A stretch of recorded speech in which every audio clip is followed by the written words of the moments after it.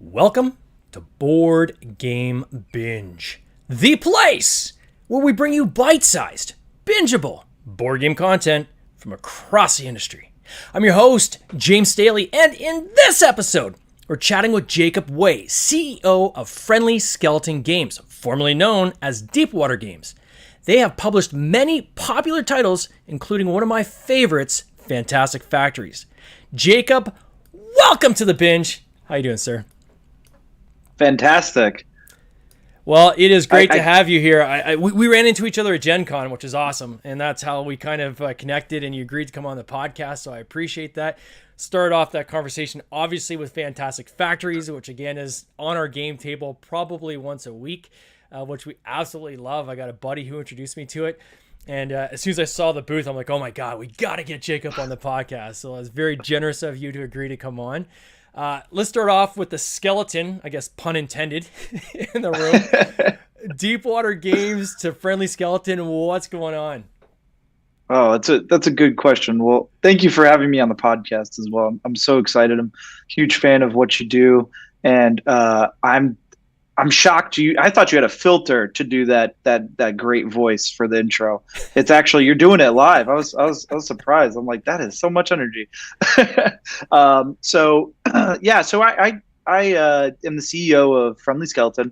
As of a couple days ago, I was the CEO of Deepwater Games. We made a decision to rebrand the company into Friendly Skeleton.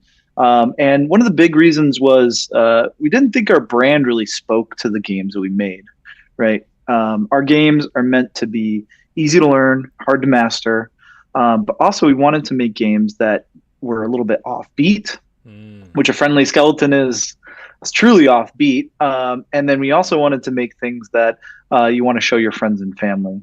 So we wanted a little bit more of that friendly aspect to it. Deepwater, is kind of where we started. And Friendly Skeleton is where we're at now. So super excited about the change. It was hard because, we started Deepwater 5 years ago. Only 5 years ago, really?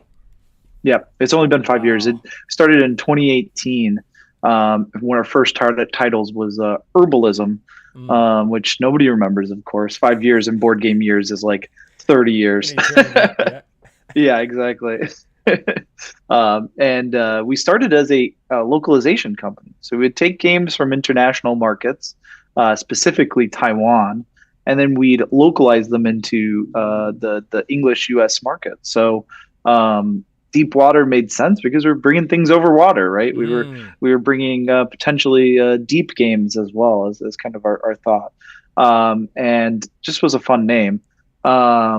When we started moving away from that, which is actually when we signed Welcome To, our fifth game ever signed was Welcome To. Oh, wow. And that just blew us up. I remember the exact moment. It was at Gamma 2018. I was sitting on the stairs. If you've ever been to Gamma, there's these stairs right outside of the convention hall. It's where everybody takes their business calls. If you see somebody sitting on the stairs, they're on the phone. And I was talking to Elaine over in France, and it was 6 hours difference. So I think it was like 9 a.m. there, and it was in the afternoon, and we were hashing out the details of Welcome To. We were the second localizer for it. It was French, Canadian, or French and English and Canada. So Dude Games, and then it was us. So when you make a change like this, obviously there's got to be like you're going through risk analysis to say, okay, when we're completely changing our identity, it's everything from website to social media handles to Google search results and the algorithms. And Like it must have been a big decision for you guys, right? When you went through that process, and did you do almost kind of like the pros and cons, or was it like, no, we got to do this and we're going to do it because it's better to do it now than say 10 years from now? It's a great question. I mean, to be honest with you, if you analyze everything in the industry, you're going to really lose sight of like what you're doing, right? Like there's 1,000 ways to make this a bad decision, like to make an equation to say, oh, wow, well, we're losing this and we're losing that and we're losing that. But in reality, I think what has gotten me through a lot of and gotten me opportunities, with Welcome to, with MonsDRAWsity, with Cristallo, with now Trash Talk, it's intuition, right? Like that's one of the beautiful parts about this industry is like it's entertainment, right? Like you can't always be right. You can't always be just measuring. Well, everybody's doing a game about castles, so I should do a game about castles. No, you got to sometimes just feel it and feel what the right decision is, and that's hard as a business owner because I live in the spreadsheets. I live in the balance sheets. I live in the P&Ls, and to then go and be like, well, what do I feel is the right decision? It's been an interesting balance for me. And honestly, there were points where I was like, I just don't know if this is the right decision because we're well known, but it was either we keep using this name that we don't feel too much connection to. We were going through when I bought the company. So I bought the company in October of 2022 from my business partners. And when that happened, which is only 10 months ago now, when that happened, I started looking at every part of the company. We went from having 20. I was in a company of 22 employees, which we had grown from 3 employees from 2018 until when I left in 2020. So a massive growth over 4 years. When we went from having that infrastructure and support system to Deepwater having just myself, right? And it took a lot of like thought and analysis of like, well, what's working, what's not working, what can be done better, like all of these different things. And I started looking at the brand, like, well, what does Deepwater mean, right? Like, what does it mean to consumers? And what are the ways that we can strengthen that brand? Because I'm a huge believer in games are their own brand, right? MonsDRAWsity is its own brand. Sure. Trash Talk, which we just debuted at Gen Con, it's going to be its own brand. Cristallo, Fantastic Factories. People know the brands. They don't necessarily know the brand behind the brand, right? So I didn't think that it was like super important that Deepwater went away because it wasn't adding much. Friendly Skeleton, I feel like it adds a lot, right? It's a think of like Hasbro. If something has Hasbro on it, it's a mark of quality, right? We want to think of Friendly Skeleton as a mark of quality. And what are those qualities, right? So that's the next thing we got into. We started doing all of this analysis on like what is our games, what do they do, what connects them all together. MonsDRAWsity is a great example. It's a drawing game. I got to play it's a party game at Gen Con. It was awesome. Oh, perfect! Yeah. With the big boards. Yeah. Did you get to play with Eric? Yeah. Eric Slauson, the designer, was there too. Yeah, it's fantastic. He was playing with people. But it's a drawing game that's about drawing monsters, right? So it's not your traditional drawing game, which is like, okay, draw a person doing this, or draw a desk, or draw something. So it's offbeat, and that kind of got us into this mode of like, okay, well, what is the thing that ties our games together, right? And we wanted a brand that kind of like represented that. And, as much work as it would have been to put into Deepwater Games to kind of like guide it towards that, I thought it was better to just start again. Well, it's certainly, I guess, and I didn't realize you had actually bought out your partners, but I mean, you get to this point where it's almost like a renewal, right? In a refresh. Yeah. And so it's very timely, right? If you're going to do a refresh and say, okay, how am I going to take this identity forward now where it's my personality is moving forward. It's not kind of this mix of the three of us from the past. Exactly. I think it's fair, right? To create an identity that represents that. How did you land on Friendly Skeleton? Was there different names you considered, or was it this is the one? Oh man, done. I've got to think of some of there was okay. We went through hundreds of names. We liked, so we kept going, and like, I of course did the things like Way Games because my last name's Way, and it's like, Way to Go Games. all of the different iterations. I've done 1,000 Google searches on how to use way in a name for a game. I mean, we almost did Thinkle, because it was kind of like fun and different. But then we were like, okay, people are going to think Tinkle, so maybe not that one. And we went through hundreds and hundreds of different name combinations. And to be honest with you, when we first got onto Friendly Skeleton, I loved it immediately. My intuition kicked in and I was like, that's it. That's the one. And then I let it sit with me for a little bit. And I was like, well, are people going to remember it? And, kept trying to talk myself out of it. And I did talk myself out of it for a little bit. And then I went back and I was like, wait a second, that is actually really fun. It's really like, what a skeleton looks like. And you can imagine what a friendly skeleton looks like. So it's something that is like recognizable. It's different. And the other thing is it doesn't have the word games in it, which I think is important, right? Like we want to show that we are making products that anybody can play, anybody can pick up. It doesn't have this connotation of like, well, it's a board game, it's boring, I don't know how to play it, or it's like Monopoly and it's not going to be interesting. And we wanted really to like just be about having fun and enjoying your time, right? Like, so there were so many iterations, and my job at the company, just in general, before I left Oxeye, I was the president and chief business development officer. So I would do deals where we would sign IPs like Winchester Mystery House. I worked with Asmodee on Legend of the Five Rings and a couple of other projects. Mysterium, one of my favorite games. I got to work on a comic book for, and then we did the Gloomhaven comic book. So I got to do all of these different things where we're doing more of the business aspect of like a deal, right? So it's not as creative. But then I started getting into the creative aspect of like naming things, like Trash Talk. Before it was Trash Talk, it was Project Emily, which is a great fun name. Doesn't really illustrate what it is though. So naming is a fun part of the job, right? That's kind of a big thing that I do. It's building the brand. And I will tell you, when you name something, a thesaurus is like your best friend. Oh yeah. I like this word, but I don't like how it sounds. So what is a word like it, or what is a word that's completely opposite of this word? Like I'm going through it right now with another party game, and I will just go through all sorts of different lines of thought on how to name something. What is it? Because you want it with the name, you want to illustrate like what you are by just somebody reading the name, they can understand what it is.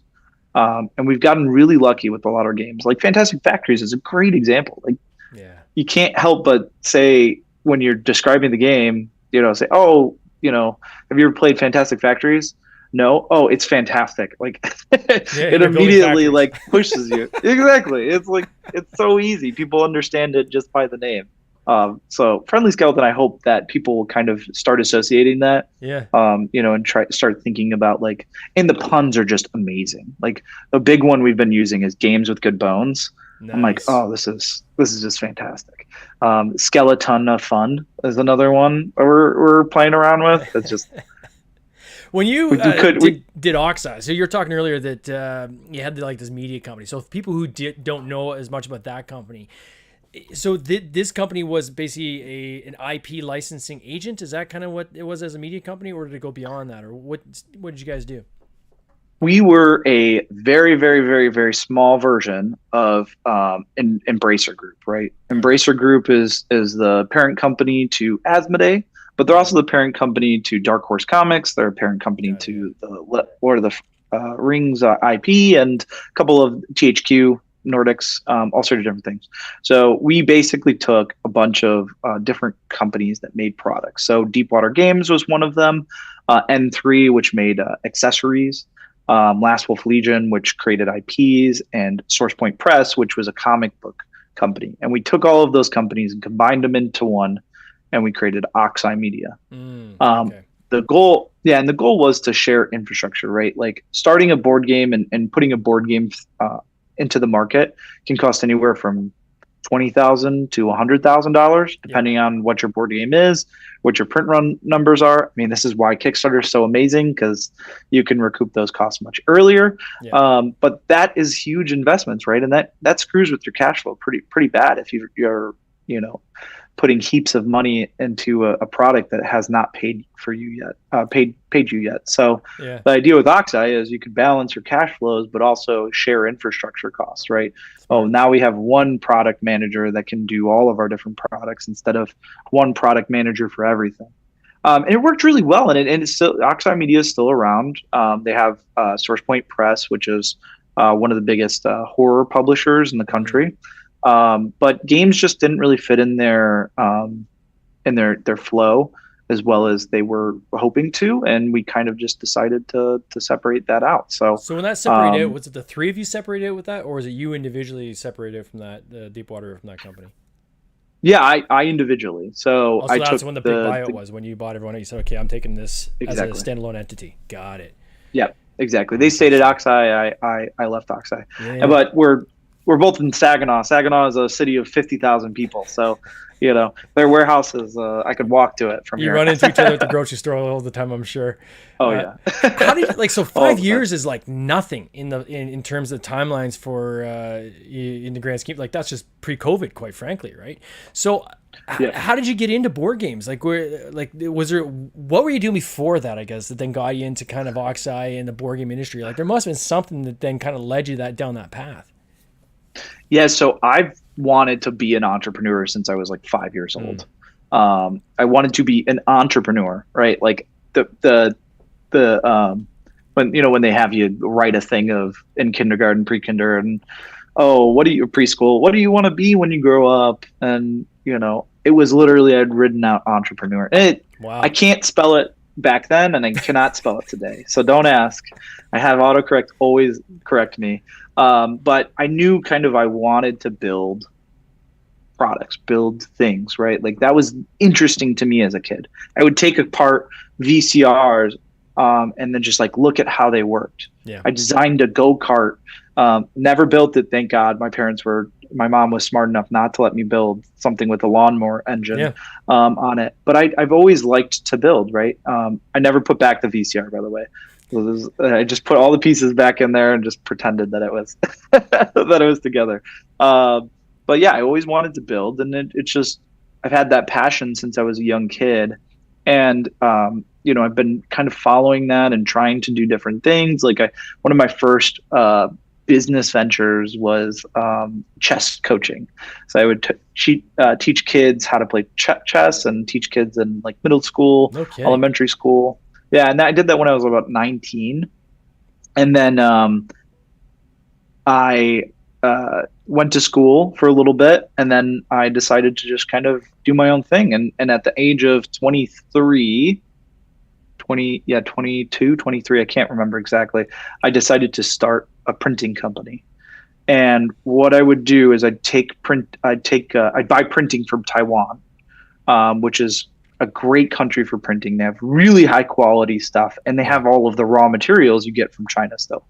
A price is not as cheap as China, but it's not as expensive as the US, but it has the same quality as the US. Mm-hmm. So I would get high quality Kickstarter projects, like Oink hardcover edition, which had foil stamps and fake leather and hardcovers and all sorts of different things. And I would produce these extremely bespoke products in Taiwan with my printer, and then I'd import them and ship them directly to the customer.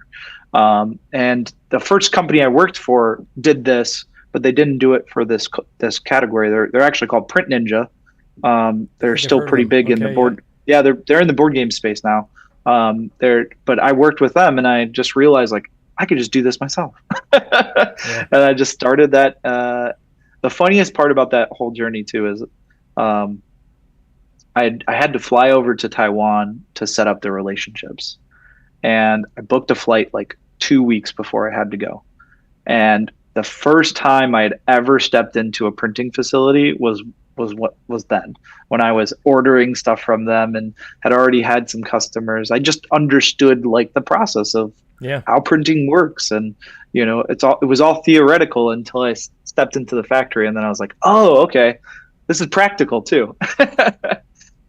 So I did that printing company, and that functioned for a couple of years. It was pretty good. I mean, I learned a ton on that process, and I learned that I don't really like making other people's stuff.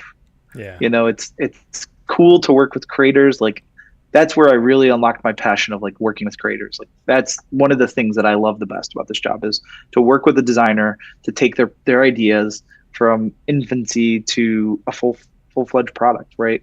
And I got to do that a lot with my printing company. But I wanted to actually make it a physical thing, make the decisions, do the product. And I met MonsDRAWsity people in Taiwan, and they had issues getting product to the U.S. And if you don't know MonsDRAWsity, their biggest hit is Hanama Koji, Okay. which is in my opinion the best two-player card game ever made. It's a take I split you choose mechanism, and it's just so simple and so beautiful. And that was our start, 2018. About 5 years after I started the printing company, I decided to shift into board games. Did you spin off that company, or did you just transition into board games and say, okay, we're just gonna?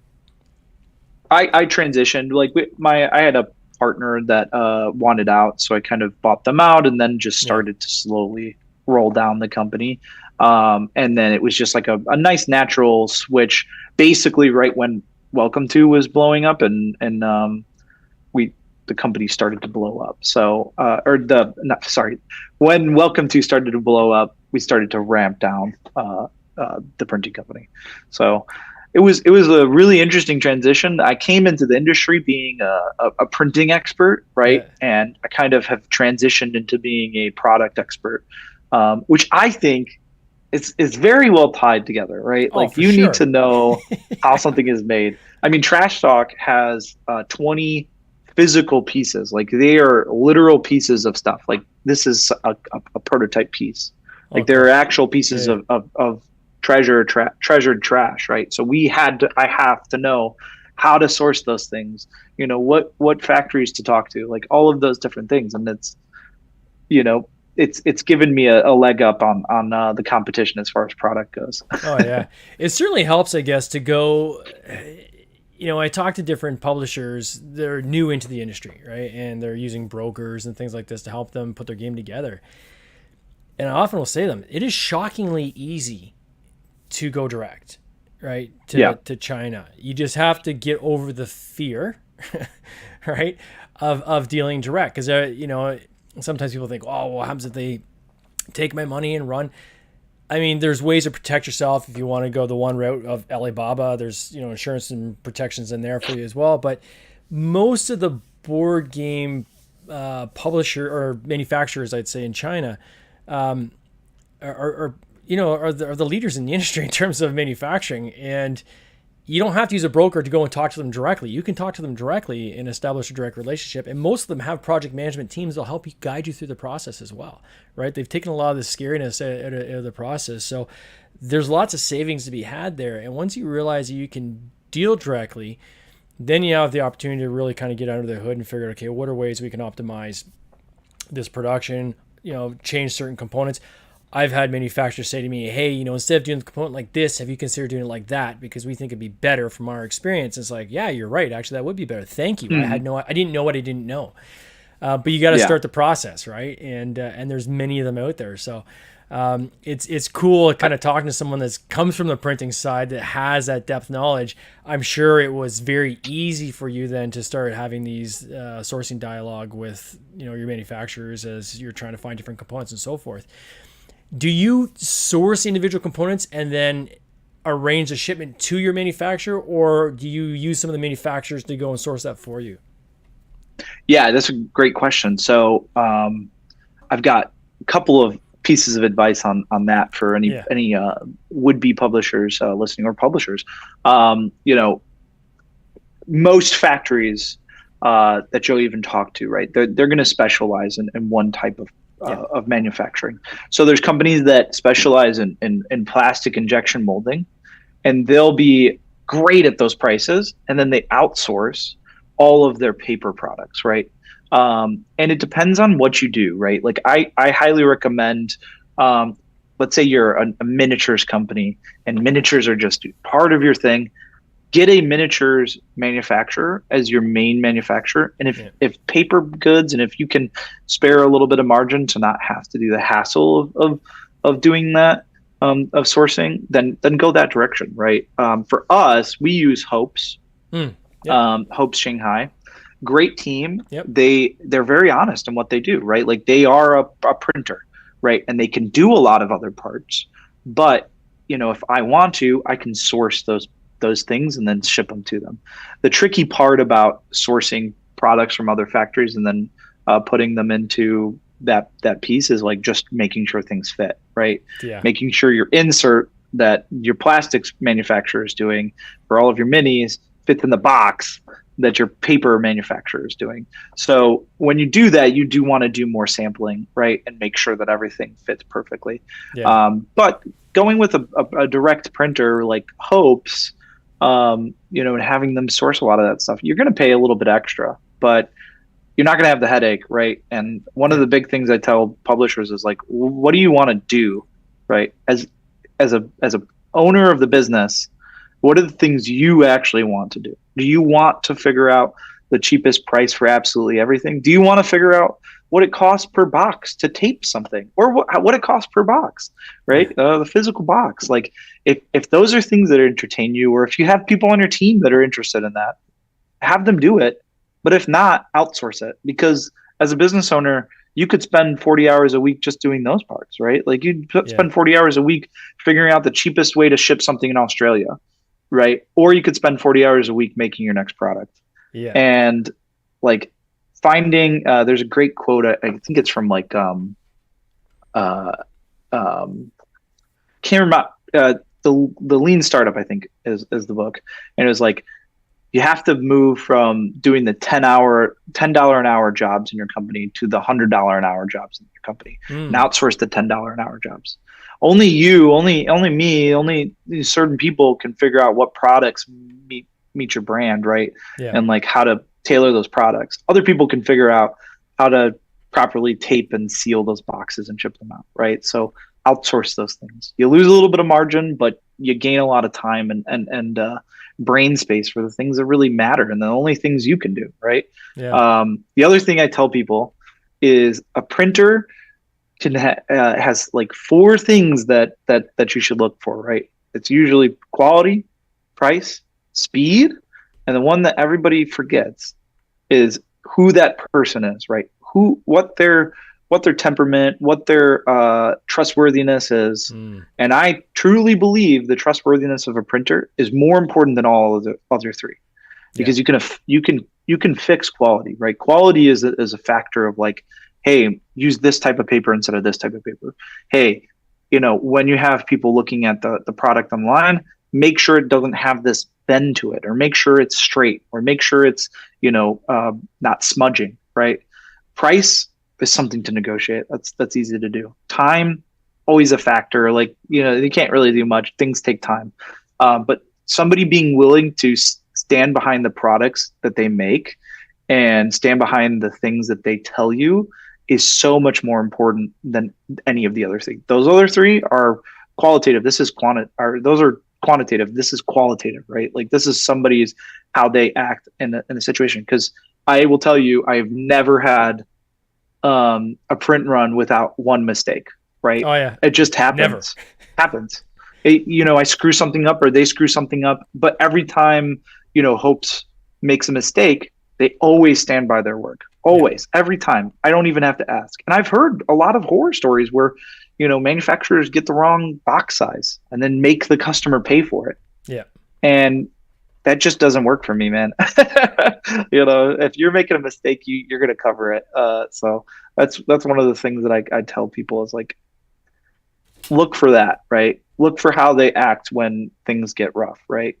When they screw something up or when you push on something. Yeah, totally. So now that you are kind of peeled off under Friendly Skeleton, is it like a one-man show now? Or what I see with a lot of manufacturers or a lot of publishers in the industry, even companies like Deepwater now, Friendly Skeleton, which for the audience outside looking in, they're like, oh, that's a massive company. They don't realize that most companies in the hobby board gaming industry are 1 to 3 people that are in the company, and then everything else is bolt-on services, right? So you bolt on, you bolt off based on the different jobs you're. Is that how's it set up with you right now? How are you guys set up? Yeah. So we're I'm the only real full-time person, and then we've got 3 to 4 part-time people. Yeah. A graphic design or a product manager who gets all of the manufacturing and the art aspects nailed, customer service, operations manager, and then a warehouse person. So, you're completely correct in the idea that, it's very rarely a huge, massive operation, because board games, the cash flow is usually so unpredictable, right? Until you get games that reach what's called evergreen status, you cannot have consistent cash flow. Like Welcome to, when we were publishing Welcome to, we knew exactly how much money we would make every month from the sales of Welcome to. And that's easier to plan your labor.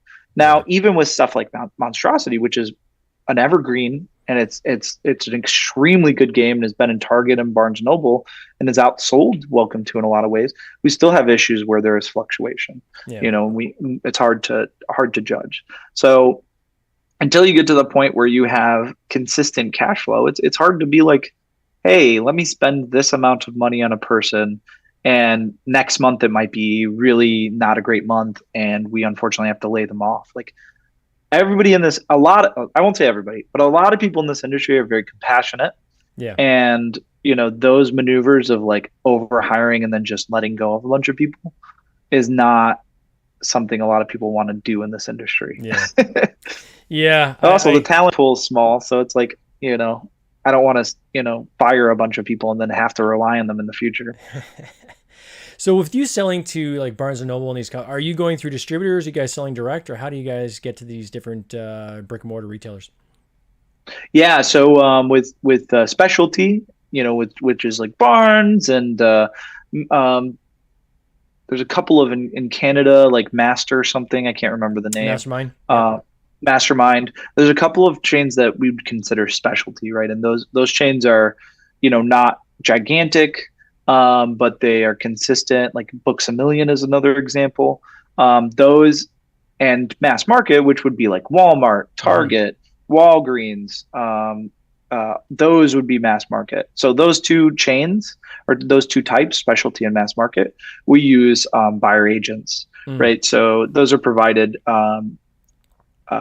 through our distributors, right? So Barnes & Noble, we had PSI handling them, and then the other chains we would have people like Flat River Group, and to be announced, we were changing all of that up a little bit, but it's still the same idea, right? A buyer at Barnes & Noble, who's, if you ever get to meet the buyer, her name's Sabrina, best person in this industry by far. She's so nice, so knows product, appreciates product, and appreciates small publishers. Yeah. But she, even with that great relationship, and even with at times we've had 5 titles in Barnes & Noble, even with that amount of titles, it's still very difficult for her to buy direct, right? Even though she's buying 5 titles from us, she'd rather buy those 5 titles from somebody she's buying 60 titles from. Of course. Right. So you really can't get around the buyer agent thing. Yeah. It eliminates risk though for you as well, right? So if you did sell, for instance, to like a Walmart or to a Target directly, you're responsible for that product performance. If that product doesn't perform, you take it back, right? Well, that still happens with buyer agents, right? That still happens with PSI. That still happens with Flat River Group. So that's why you got to be very careful. I mean, there's companies that have gone bankrupt. Yeah. I mean, there's some famous examples that used to have Catan,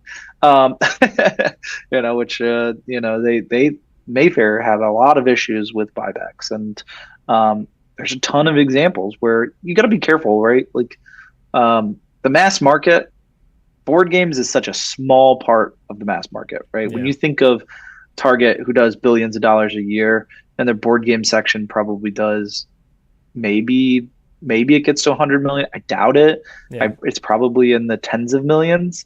That's just a fraction of their business. The buyer for board games usually buys for like toys and other places because it's an add-on. Board games is so small. So, the fact that, you know, you're just a small little fish in their giant pond. So, they don't mind putting those buybacks on you. So that's why you got to be very careful. Like I think that one of the best advice I got starting out, because one of my goals was to get a game into Target, and we got very lucky to be able to do that. Yeah. But when I was expressing my goal, a lot of people would be like, just be careful because buybacks will hurt you a lot, and if you cannot afford it. Now, buybacks, just for like people that don't know, when you sell a product into Target, you are selling them returnable product. Now, they can't normally return it for 100% of their money back.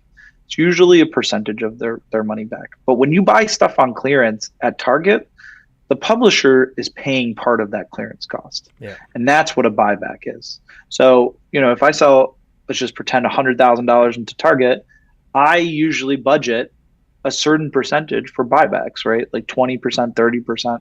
And it may never happen. The game may do great, but it's always good to kind of be prepared. And as a smaller company, with that $100,000, maybe that's what your company survives off for 6 months, 9 months, a year. Yeah. And when a year in advance, Target comes back, asks for $20,000, $30,000, you don't have it to give, or you take it from places where it needed. Yep, left pocket, right pocket, right? Yeah. Exactly. So it's really important to like know who you are and where you are in the industry, and not overextend to a point where you are hurting or could potentially fold. So, this energy you guys have had, and I could feel it when we were at Gen Con, or I wasn't at Gen Con, I was at Origins, but I'm sure it was at Gen Con as well. Your booth is buzzing, MonsDRAWsity, or is it MonsDRAWsity, there was a massive crowd around it when I saw it at the show, which is great. I got a chance to play in the big boards, which was cool. Can you talk about what you have planned next? Like, what's the next big thing that you guys are coming with? Is that mapped out yet, or is there anything you can actually talk about or tease out at all? Or oh, that's a great question. So those crowds are probably tripled at Gen Con. Oh, yeah. Because we released Trash Talk. Trash Talk, in the most simplest of ways, is code names with items. Right? You have physical items, you have the words, and you try to match those items to the words. It's an extremely interesting and engaging game, and it's a great game to bring to your family outings because, who doesn't want to play with little toys, right? Yeah. And that will be in Barnes & Noble later this year, but we're also releasing it to Hobby. So look out for that one. I think that's going to be a big hit, and it's only $20, so it's a great purchase price. And then Cristallo's second edition is going to be coming soon too, right? Like I know the Kickstarter just wrapped up. Are you? Yeah, we have 2 expansions for Cristallo. 2 expansions. yeah. And so when is that coming? Is that next year, or when are you guys going to be ready for that one? We're hoping for this year. It definitely depends on production schedule and ocean shipping time. But we have 2 expansions. If you've never played Cristallo, it's basically the experience you would feel when you're playing a phone game, and you're trying to match and fix these or solve these puzzles. Yeah. But it's as a board game, and the stuff that we've used for the expansion just make the puzzle even more interesting and engaging. Oh, that's cool. And that's another game that's $20. It's at Barnes & Noble right now. So if you're a puzzle fan, it's a solo plus game. So play as a couple or play just with yourself. So that one will be hopefully this year as well. But that's just some final things to wrap up on that one. Oh, I can't wait to see it. Well, Jacob, for those who want to now follow Friendly Skeleton or transition over to for your audience, how best do they follow you now online? How best do they kind of follow the journey and reach out to you guys? What's the best way they can do that under the new company identity? So friendlyskeleton.com is probably the best. We're still updating all of our social medias and getting all of that switched over. It's harder than you imagine. But yeah, we should have more of our social media up. And then we also have just like an email blast that goes out. So cool. friendlyskeleton.com would be the best place. Oh, amazing. Well, I want to wish you all the best this coming year. Can't wait to see you at the next con, and hopefully get a chance to play MonsDRAWsity again on the big boards. Perfect. Thank you so much, James. Thanks for having me. No worries, man. You take care. Cheers. This has been an episode of the Board Game Binge podcast, hosted by James Staley, produced by James Staley and Mike Bruner, with original music by Nick Smith. If you would like to watch these interviews live, simply subscribe to our YouTube channel, Board Game Binge, and you'll get access to live interviews, giveaways, and interesting board game content from across the industry. I can't wait for you to join us. See you next time.